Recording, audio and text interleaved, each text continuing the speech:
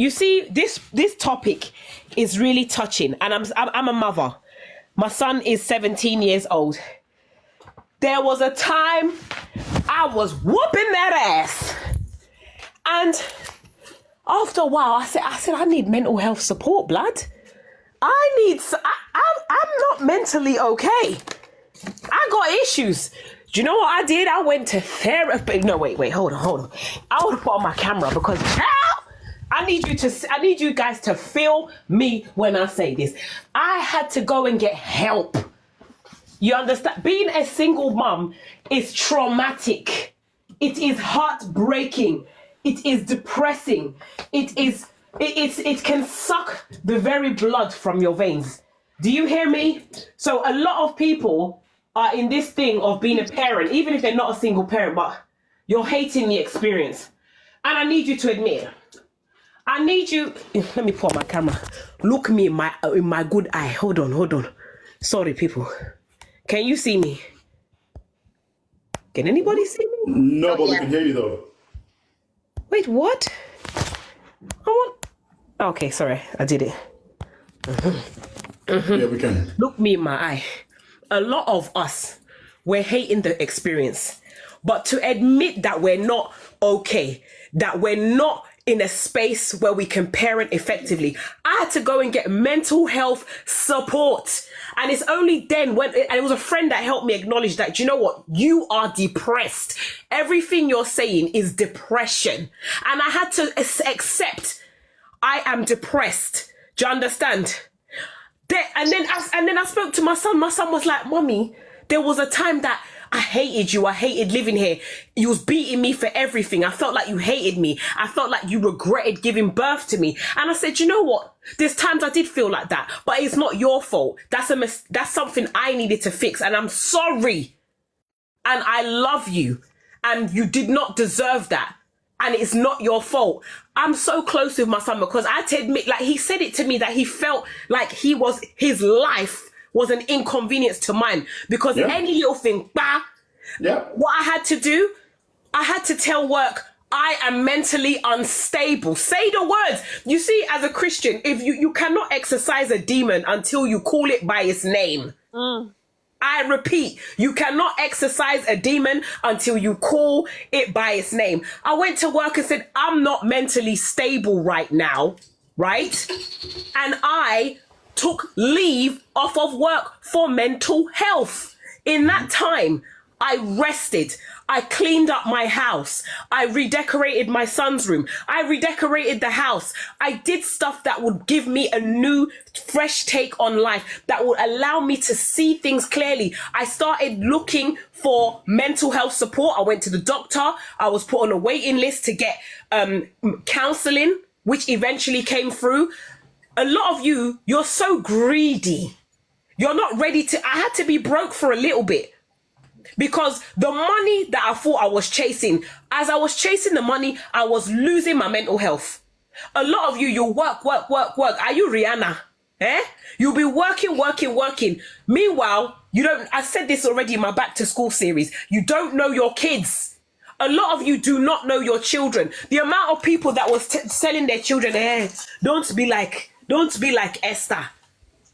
Esther is more mentally stable. Esther's happy. Esther's confident. Esther's a baddie because I took time to sort myself out. In that time that I was not working, I started going to the gym. I got a regular exercise regime, cleaned up my diet, put myself on a cleaning regimen with my home, started focusing on being around people that encouraged me. Started writing to myself, journaling. All of those things have literally changed the way I parent, changed the way I see myself. A lot of you need to just accept that you need 4 months off of work because you're nuts.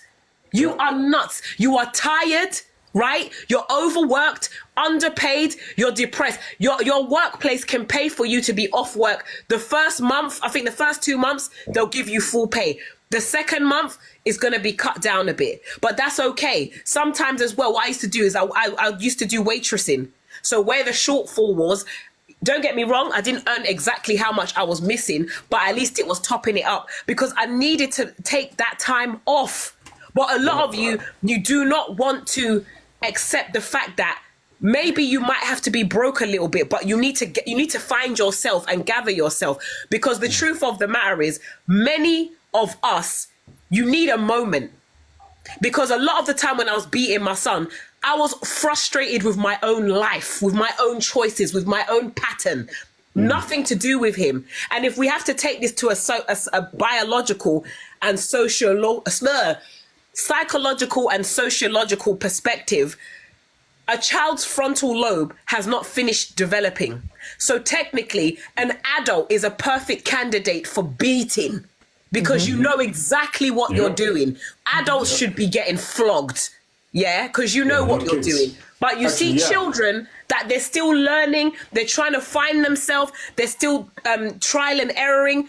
We should give them more grace. Beating a child doesn't do anything. And all it does is set up the pattern for when they're in adult relationships, romantic relationships, where they might not necessarily be being beaten, they could be emotionally, psychologically, and spiritually being beaten, but they will still make the subconscious connection between some form of chastisement with love. But there's a context to that. How are you chastising this person? Because there's a way to tell someone off without completely humiliating them. Imagine when I grew up, I knew some people, the worst people that I know were the parents that were so strict. The house had to be clean. They weren't allowed to go out. They barely had any friends. Every little thing they beat them for. A lot of those people are on hard drugs, or they turned into a shower or some sort of nefarious lifestyle choices. I noticed that. It's not that deep. And a lot of one thing before I land that I noticed a lot of parents used to justify this is people will say, what if someone who are these blood clot people? I need to meet them. Who are these people? Because there's always people, this person, someone. For who? As someone that used to work for your governors and your ex-presidents, their kids are dysfunctional and drug addicted and lazy and like there's so much anyone that you're idolizing that runs Africa, I'm here to tell you their children ain't shit. Okay? Go easy on your children. A lot of your children are better than the majority of your governors and presidents. Do you know how much cases that are in court by these governors' kids, ex-president's kids for charges like rape, drunken driving, disorderly conduct, violence, domestic abuse? They're horrible people. There's nothing to admire. I land.